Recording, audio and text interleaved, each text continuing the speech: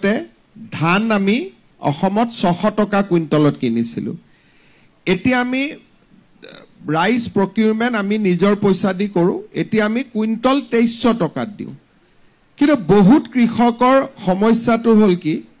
যে তেওঁলোকে চৰকাৰক ধানটো দিব মিলৰ মালিকক বেছি সোনকালে দিব খোজে কিন্তু লাভ এটা হৈছে কি মিলৰ মালিকেও এটা 2200 টকা দিব বাধ্য হৈছে গভৰ্ণমেণ্টৰ লগত কম্পিটিশ্যন কৰি একে ধৰণে এইবাৰ আমি সৰিয়হ গুটেই এইবাৰ আপোনালোকে দেখিছে যে গুটেই পথাৰবিলাক হালধীয়া হৈছে অসমত এইবাৰ ভাল মাষ্টাৰ্ড হৈছে এইবাৰ আমি সৰিয়হখিনি চৰকাৰী দামত কিনিম প্ৰায় 5500 টকা দি পেলাই আমি কিনিম শাক সবজিৰ ক্ষেত্ৰতো মান্ডি ব্যৱস্থাৰে আমি ধুনীয়াকৈ কিনিব পাৰোঁ কোনো অসুবিধা নাই কিন্তু অসুবিধাটো হ'ল যে অসমীয়া মানুহ থকা জায়গাত ইমান ব্যাপক খেতি নহয় আৰু আমি যদি এতিয়া যি কেইটা জাগাৰ নাম কলে সেই কেইটা জাগাত গৈ আমাৰ কাম কৰা অসুবিধা হৈ গৈ তাত আপুনি যদি চিঠিখন পঢ়ে যি কেইটা জাগাৰ নাম কৈছে তাতে গৈ পেলাই কাম কৰাৰ কাৰণে আমাৰ বহুত অসুবিধা কাৰণ তাৰ শাক-পাচলি চৰকাৰে ইয়াত আনিব লাগিলে আমি বহুত ডাঙৰ সমস্যাত পৰিব লাগিব কাৰণ তাত বহুত বেছি সাৰ দিয়ে বহুত বেছি ফাৰ্টিলাইজাৰ দিয়ে যাৰ কাৰণে নেকি কিডনিৰ বেমাৰ আজিকালি মানুহৰ বহুত ব্যাপক গতিত বাঢ়িছে খাৰুপেটিয়াৰ তৰকাৰী যদি অসম গভৰ্ণমেণ্টে অফিচিয়েলি কিনি গুৱাহাটীত বিক্ৰী কৰে কালি পৰখি মই এইটো উত্তৰ দিব লাগিব যে ইনজেকশ্যন মাৰি বনোৱা বেঙেনাটো আপুনি কিয় ইয়াত বিক্ৰী কৰিলে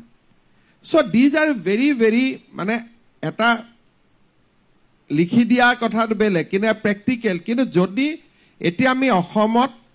অসমীয়া ল'ৰাবিলাকক এই ধৰণৰ খেতিৰ কাৰণে অনুপ্ৰাণিত কৰি আছো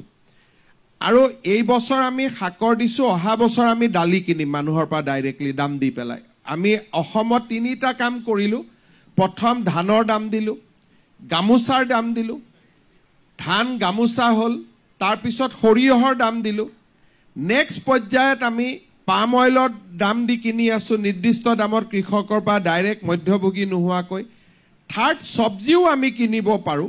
যদি এনেকুৱা অসমীয়া যুৱকে ক্লাষ্টাৰ খেতি কৰি আমাক অনুৰোধ কৰে আমি ডাইৰেক্টলি তাৰ পৰা কিনি লৈ আহিব পাৰো আমাৰ গৰুখুটিৰ বস্তুটো আমি ডাইৰেক্ট গুৱাহাটীত লৈ আহোঁ মধ্যভোগী সোমাব নিদিওঁ বা কন্যকাত যিটো পদ্ম হাজৰিকাই কৰে তেওঁ ডাইৰেক্ট বজাৰলৈকে লৈ আহে তাত মধ্যভোগীক ৰখিব নিদিয়ে সমবায় হয় গতিকে লাৰ্জ স্কেল অসমীয়া লৰাই যদি সমবায় কৰি খেতি কৰে আমি ডেফিনেটলি তাক গুৱাহাটীলৈকে লৈ আহিব পাৰোঁ আৰু গভৰ্ণমেণ্টে